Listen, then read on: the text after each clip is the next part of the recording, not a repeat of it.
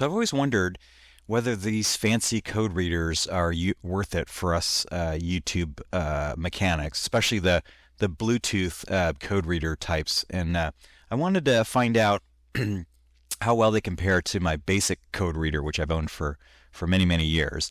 And if you just need to clear a check engine light or you just want to get the code, the error code read, you actually don't have to buy a code reader. Most auto parts stores will read your check engine light for free, and they'll clear it for you for free as well. But sometimes if they get really busy, especially on the weekends, they may not have time to read the code for you. So for about $20, you can get a really, really basic code reader. It'll tell you what the error codes are and what triggered your check engine light, and then you can just Google it and see what that code stands for. It usually starts with a P. Okay, so I just picked up this Bluetooth code reader from Harbor Freight. It's their Zurich brand of code readers, Bluetooth code readers. And normally I would say, maybe consider a better code reader, but I was looking at some reviews and then I noticed this. So it uses the Repair to Solutions app, which is how you actually read the codes. And Repair to Solutions is actually made by Innova. And Innova makes some great code readers. I've had Innova and they're like hundreds of dollars each. And so I went onto Innova's website and they have a Bluetooth dongle very similar to this one. But that one's it retails at $117 versus this one from Harbor Freight was,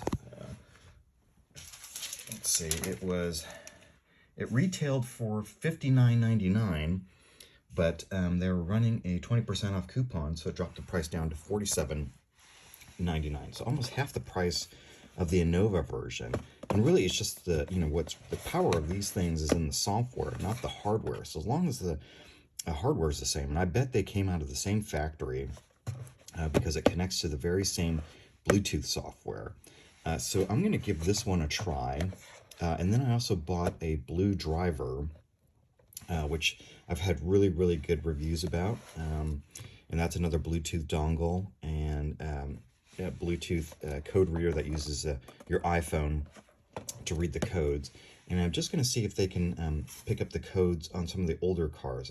I have every confidence that they work great on newer cars.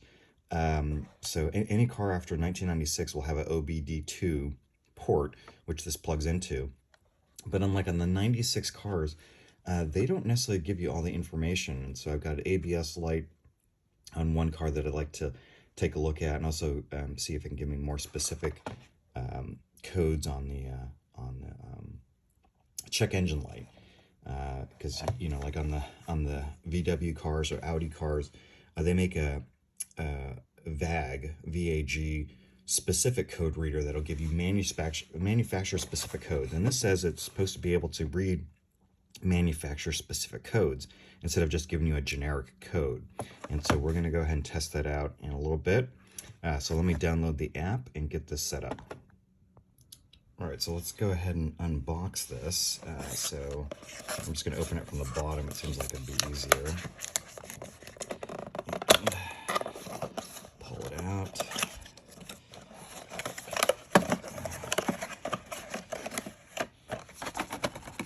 I'm going to use two hands here. Okay, so it looks like it's fairly basic. You've got the instruction manuals, and then you've got the Bluetooth module itself, and that's basically it. Not much of an unboxing, but let's get the app set up and then connect this to our phone.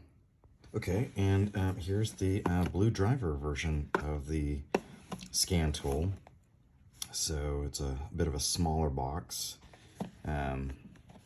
which isn't a big deal because these things are pretty small, but as you can compare it to the Harbor Freight one, this one's got a little bit more packaging to it, but then this one's real simple. So let me go ahead and open up that one. And that shrink wrap was on pretty tight. So anyway, here it is. go ahead and open it.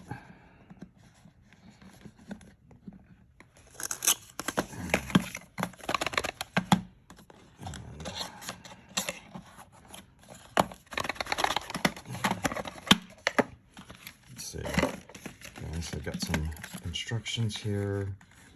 A little, looks like it's a little emblem, a sticker. And then it's just the module. So here's the module. So you compare it side by side with the Harbor Freight version. Basically the same thing. They're just little OBD2 monitors or plugs, and then the Bluetooth module is probably inside. So here's my really basic OBD2 reader. Basically, it just has two buttons. It's real simple. So as you can see, it's basically just the size of the plug that's there. So anyway, that's a quick comparison of what they are just out of the box. So let's go download the software and go test them out. All right, so for most cars, your OBD2 port is underneath your dash somewhere. So in this car, it's over here. There might be a cover on it, there might not be. And then you just take your plug and then you just plug it in. If I can get myself contorted under here. All right, so once you plug it in, just make sure it's in all the way. You want to turn your key to the on position, the accessory position, so you know how you would normally run your radio. So it's one click over, so don't start the car, just click it over in the on position and then click scan. And then just want to see this as a baseline. This is the cheapy, most basic scan tool, but it works great if you're just trying to pull codes or try to clear your engine, check engine light. All right, so it says DTC, which is diagnostics, so we can enter that. It's going to read DTC, no codes, so that's good. And so then we can go to the next menu, which is erase. Since there's no codes, there's no need to erase. And in, out, I don't normally use this, but MIL is your check engine light, and because the car's not started, it'll say on. VIN, let's see if it'll read the VIN. So it can't. So let's see if the BlueDriver will be able to read it. So this is a 1999 car. So, and then it just says rescan. So see, it's very, very basic code reader. And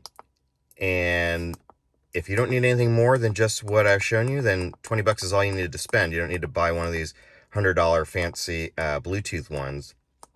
But let's run the Bluetooth scanners and see if there's any difference at all. All right, so here I've got the app loaded. It's trying to connect and scan, and this is the Harbor Freight version. And it takes a while to detect the dongle and then actually pair it together. The BlueDriver actually pairs a lot faster. But the first thing it needs you to do is when you try to turn it on for the first time, you need to update the app or the firmware on the device, the dongle itself. And that took a little while, but I cut that all out. Now it's reconnected. And then you have to enter in the VIN of the vehicle that you're scanning. Otherwise, you can't even move forward. Versus on the BlueDriver, I can just move forward and scan the vehicle without actually having to tell it what it is, the VIN number. So here I'm just trying out different features. None of these maintenance resets work. The battery resets, none of these types of different things work. I think the car's just too old, so it's not a feature that's not available on the app. But maybe you can use it on a newer car. But on this 99 C-Class, it didn't work. So I was able to try out a couple other different things here. Just trying to see what different features I can get in. There's no codes on this one, so when it runs the scan, it's not going to find any codes. So let me just run through it here and show you as it's generating the report. And again, this one seemed a little bit slower. Again, no engine codes found, but the emission test is not ready because it's showing that the MLI light, which is your check engine light, was on. So that's why it's telling me that it's not ready for emissions. But kind of can go through and check out the different monitors that it supports. And then what I like is it tells you whether you're ready to go get your smog check or not. So it's telling me it's not ready because that check engine light's on. Then you kind of go through and look at the upcoming maintenance and the predictive repairs and all the different recalls. So let me go in here and see what kind of recalls are available, and showing me there's still 4 open dealer recalls that I need to do. And then also shows you the different letters, and then there are also the different service alerts that are on. So let's go back here and go back to the main screen and check that. There we go, the technical service bulletins. So there's a ton of those out there, and didn't have a chance to go through all of them, but you can see they're all listed here. And the BlueDriver does this as well, lists all the different recalls available. But I think the all data one, the Harbor Freight version, looks a little bit more comprehensive. And what I like, it's predictive repairs. So first of all, let me go in the maintenance. It tells me based on the mileage, I have to input my mileage, what maintenance it thinks it's due, and then the probability of things that need to be replaced in the next 15,000 miles or 12 or a year or so. So it's saying that I probably need to replace these things. Here's the probability that I have to replace it and how much it's going to cost to replace it. So kind of neat. Pretty cool app. So next I'm going to go look here and connect to the BlueDriver version. And so you can see the screen looks a little bit different. It feels like it connects a little bit faster, and I don't have to enter in my VIN in order to get into the app. And so here it is. Looking, no codes, obviously, and nothing there to show. So let me just look at some of the other different things. This is the live data, which I'll show you at the very end. Again, you can go through and check the smog readiness, and it's going to tell me it's not ready because it's got the check engine light on. So let's just scan it and do that, and it'll show you, yep, check engine light on. So smog readiness failed. So same as the other one, it said emissions not ready for emissions yet. Same thing here. It tells you the different monitors that are being checked on the app. Let's see, going back and looking at the different information. Again, no codes showing, but we just wanted to see that this is working in real time. So it's a little bit faster, I noticed, than the Harbor Freight version, but just kind of going through and looking at some of the different features, which I have no idea what they do. Again, if you're a tuner, I think this is great information, but for your basic diagnostic, this is information overload, way too much information for a hack mechanic like me. But again, here's the MIL check engine light status. So it's showing that's on because I'm in the accessory mode. I think if I started the car, this may go away. But again, the car doesn't have any codes. So looking at the service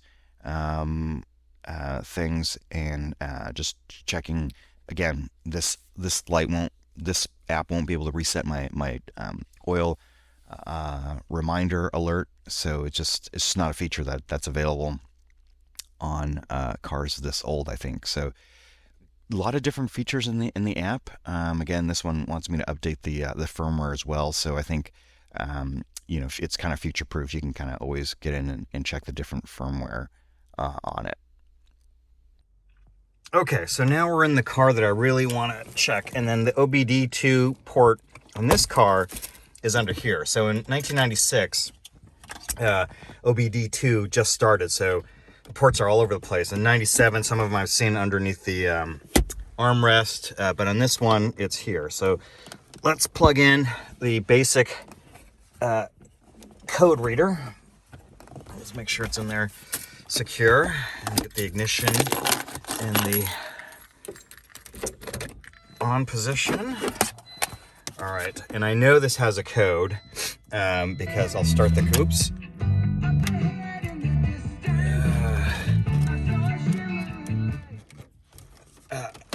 there's a check engine light. So if I start the car, you'll see the check engine light. But let's see what it gets here on the sort of basic scan tool.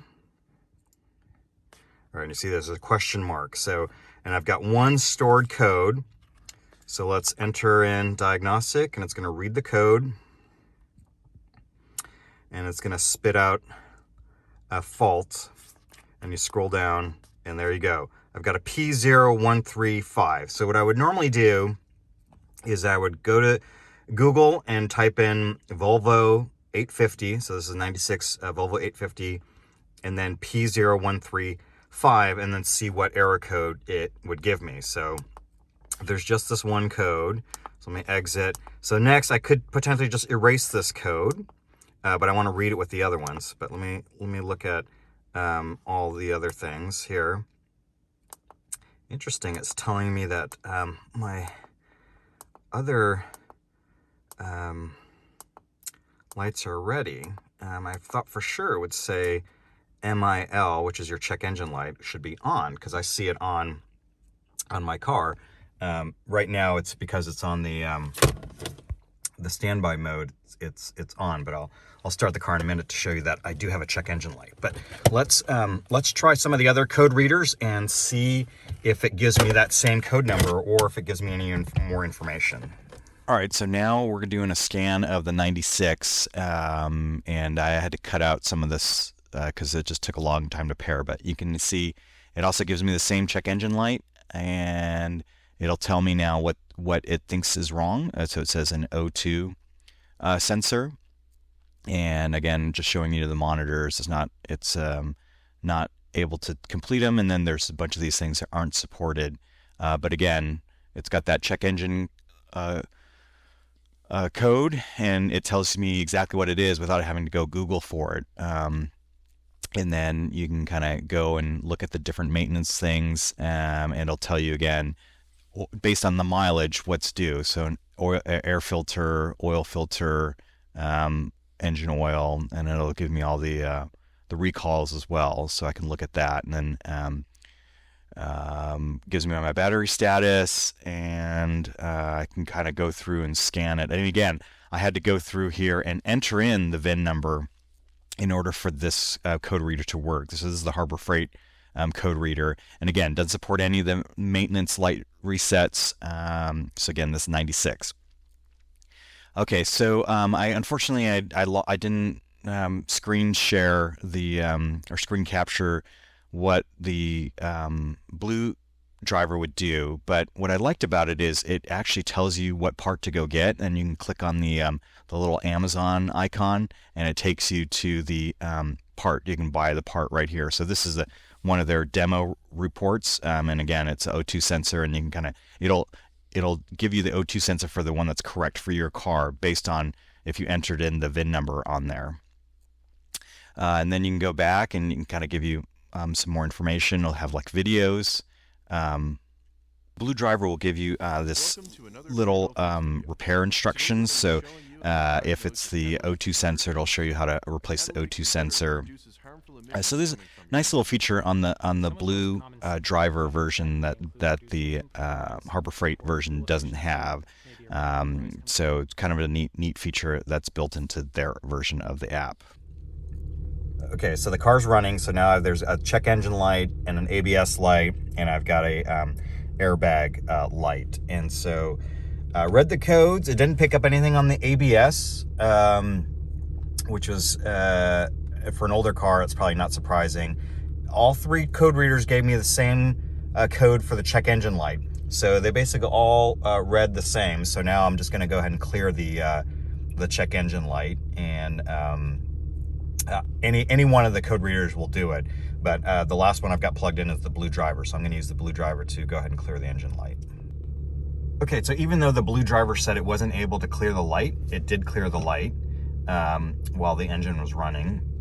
And so it did it with my basic code reader too. It would tell me, oh, it wasn't able to clear the light, but it still cleared the light. So so far, all of them are running about the same. So I don't know if I'm going to keep any of them besides the basic one that I already owned, because so far it's not giving me any more information than I could already pull from the basic code reader for my older cars. I'm sure for a newer car, it could pull a lot more information, be a lot more useful. The live data is kind of nice, especially on this 850, because I plan to get it tuned, and you need some of that live information. But I don't know if I can record it on this phone, or if it's better just to get a laptop and run the software there. So kind of on the fence about these code readers, but they're not very expensive. I mean, it's less than $100. Probably, worth it. Just nice to have in the tool bag as an extra. But kind of those are my thoughts for the time being. So anyway, thanks for watching. Okay, so I'm going to let the live data run on both apps. I just screen shared some of these things for you, so you can kind of see what the live recording does on both the Harbor Freight version of the app as well as the Bluetooth version, the BlueDriver version of the app. So on the Harbor Freight one, you can select up to 8 parameters to monitor, but on the BlueDriver you can only select 6. And then sort of bottom line, I don't know that these things are really worth it for cars that are, less than, I don't know, 2010 maybe, because it just, you can't use any of the features that are built into the app. But for $40, you could do a lot worse. It's the cheapy code reader that I have, it cost me $20. So for double the price, you get a really powerful Bluetooth app. And again, the firmware you saw is upgradable. The app itself is upgradable. So there'll be future updates. But you may not be able to unlock all the features of the dongle because our cars are just too old. So I think it's useful to have in the tool bag. But if you just want to clear codes, that's probably not worth it. But if you're going to be doing some tuning, this live logging is pretty useful. And then the BlueDriver version, you can actually export the live data into an Excel spreadsheet. So if you need to email that to your tuner or whatever, then the BlueDriver version might be more useful, because you can't export the live data for the Harbor Freight version. It'll record it on your phone. But you can't export it into a table. So if you want to get some live data, logging data over to your tuner, then the BlueDriver version is probably the way to go. So anyway, thanks again for watching. We'll catch you on the next video.